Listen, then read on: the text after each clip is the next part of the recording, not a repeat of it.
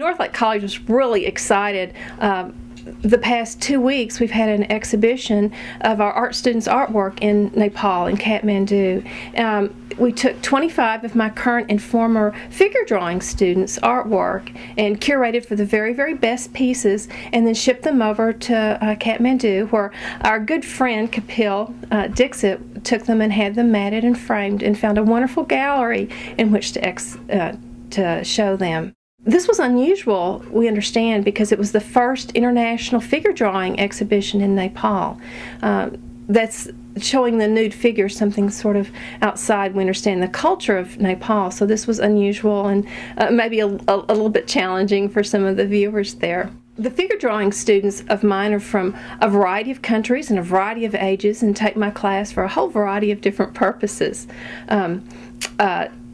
In my class in figure drawing, we look at the human nude, and we look for anatomy, and we also look for experimental ways to address the figure, maybe in the techniques we use or in the ideas that we use. In this particular exhibition, there are several of the paintings that were spray painted underneath. We took letters of the alphabet and laid them out on paper and spray painted, and then took them back into the classroom and drew the figure on top of them.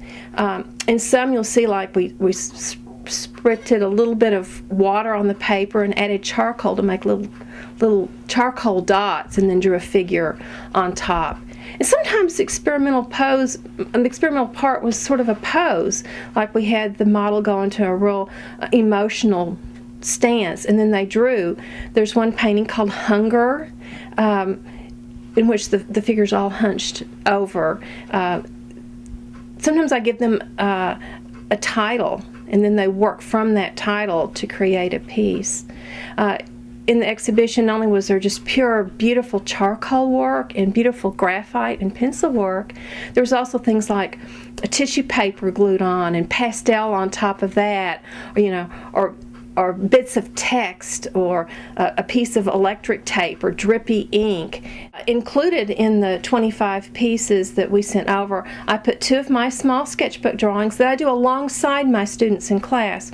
One of the ways I like to motivate them is not only giving them assignments and telling them what to do, but I sit down and draw with them when they draw, and they seem to really like that. They like to watch me draw, and they kind of bounce off that idea, and we're all in a creative environment. So I included 2 of my pieces, and Kapil Dixit, who I mentioned before, who helped us arrange the exhibit there, used to be one of my former students at Northlake, and now he's moved back to Nepal, and he put one of his pieces in. And then we also had 2 pieces by Dr. Bob Seeley. He's one of our English professors here who also comes and takes classes from me. I believe it was received very well. I've seen, I think, 4 or 5 newspaper articles written in Nepal that gave us very good feedback, and we're trying to explain to the community about the use of Nudian art in the work coming from the United States there, and it was very well received, and I love seeing all that publicity, and my intent was to go, and then we had the huge major 12.5-inch snowstorm, and my flight was canceled. But had I gone, I was going to give an artist talk and then speak at the opening, but the most exciting part that I was scheduled to give a figure drawing workshop. We had found a nude model, and we found a place to give it, and the artists were going to come and have their first experience drawing the nude, and they were excited about it, and I really wanted to meet them and hear about their university experiences and see how they were taught to draw, and then show them a little bit how I teach figure drawing. And I'm so disappointed I didn't get to do that and get to meet them, because even though I was there to teach, I was really there to learn a lot too about that culture and how they see it. I don't know a whole lot about Nepal, but we have about almost 1,000 students here at Northlake who are Nepalese students, and many of them have taken my art classes, and they've shared with me the beauty of Nepal and the beautiful countryside and how much they love the country. And they often bring me they know I love jewelry, so they often bring me pieces of jewelry to share about their country. And so I've been fascinated about going to see it, and tried to do a lot of reading in the tour guides and things like that before my trip got canceled.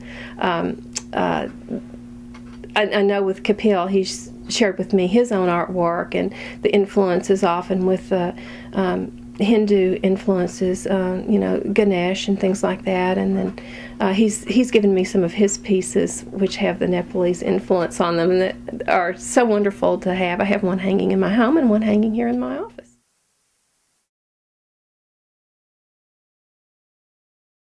Here at North Lake College, we've really enjoyed our students from Nepal, and I think we've been really successful at teaching them because we have almost 1,000 students from Nepal enrolled right now. We found that we've sort of become a community. I don't know how it first started, but one student came, I guess, found North Lake to be a warm environment, and then others began to come. The community college is a great place for international students in that economically it's much less expensive than some of the state schools, and we do provide the first 2 years of university experience here. So as we have gained more and more students from Nepal, they have begun to form their own community, which helps support them, and they have people to talk to and help getting through the system. And I'll walk down the halls and I'll hear them all talking in their native languages, which is a lot of fun. And then they get to experience I know a radically different kind of culture. But I think having so many here, they're able to help each other, and then we're used to working with them, and our international department at the school that helps students is used to working with the students from Nepal also. So we're able to, I think we're getting a lot of support both ways. And I know it's difficult to come to a new place and then try to support yourself at the same time you're going to school. But we try to make it a good community for them. Where we get the models that we draw from, because in our classroom, a real human being comes in, and we lock the doors and they get up on the podium and they do pose nude for us. And so that is unusual for a lot of people to think about, even Americans. And where do we get those models, and where do they come from? There are several places. Other art teachers recommend people who do that, and so we get recommendations.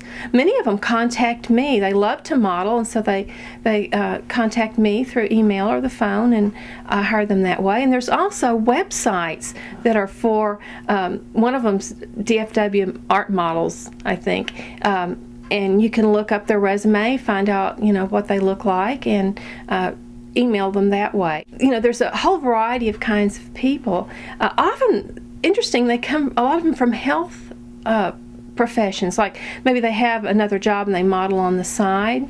And so I see like respiratory therapists and physical or massage therapists, people that are used to working with the body and anatomy, and they're comfortable, being nude because they're with nude people all day. We get a lot of those.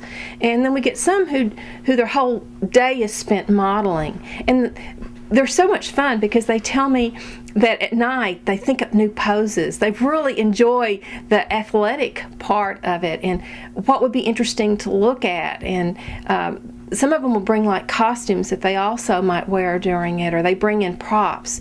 One of my models, all of a sudden she'll just come in one day and she'll have a ukulele with her, or a big sword or something like that to model with, and they enjoy it. It takes a lot of skill to be a model because you have to stand very, very still for up to 30 minutes to 45 minutes without moving. Some of them are so good they don't even move their eyes. They just stare in one spot. I mean, they will have to blink, but they don't even move their eye. We develop a very long relationship with the models. I use the same ones over and over again because I need to trust that they're going to come on time and that they have professional, standards when they model.